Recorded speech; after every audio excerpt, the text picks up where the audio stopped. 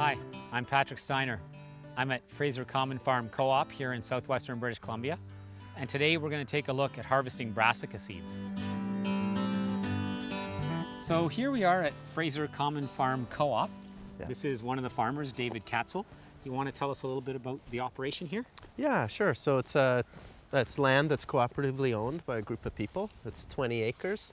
And on this property there's a farming venture that grows a wide diversity of crops, a lot of salad crops, and we sell to restaurants, we sell to 3 farmers markets, and we have a 50-person community-supported agriculture program.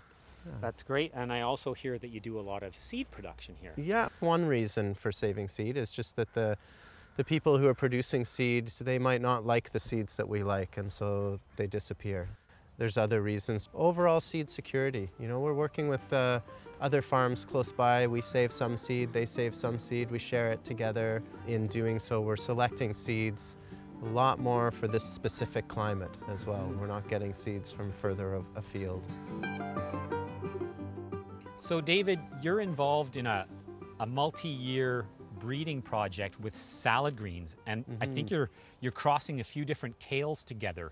Can you tell me why you're doing that and what are we looking at right here? Yeah, so you know, a lot of the salad we grow is it's very attractive, and you need vibrant colors to kind of bring it out.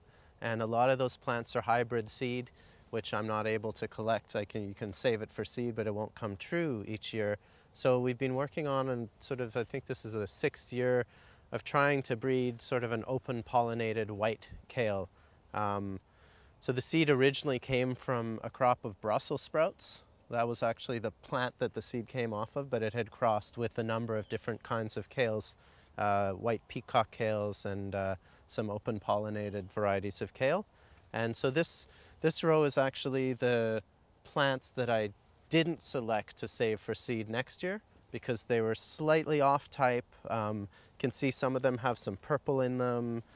Some of the leaves are a bit wider than I wanted. What I was really looking for was something a bit more like this, more denticulated leaves, sort of frilly look. So that's originally what I went to select for, and in the process of selecting for that, we planted a row out one year, and all the kale died over winter because of a freeze, but none of this did. So I didn't realize I was selecting for winter hardiness as well. And this is the sum total of your 5 years of breeding work here. And I noticed there is quite a lot more uniformity than what we were looking at before. You've selected out the off colors, like the purple ones. Yeah. And you have a greater amount of leaves of the same shape and color. Can you kind of explain what you're looking for here as you're doing some selection? Yeah, so just to explain the process, I planted out, say, about 10 flats of these kales and selected them when they were only a couple inches tall as the ones that I was going to be planting out into the field. So at that stage, after 5 years, I have some idea of what the small plants look like and how they're going to look when they get bigger, but obviously not perfect because there's still some in here that are going to be culled out. So that's basically what I did, is pulled out from the 10 flats the ones I was going to save for seed, and the rest were what we were looking at earlier out in the field. Kale is a cross-pollinator and will cross readily with other Brassica oleracea vegetables like broccoli, Brussels sprouts, cabbage, or cauliflower. In this video, we've looked at how David breeds and selects kale plants for seed. In later episodes, we'll look at how to harvest and clean the seeds.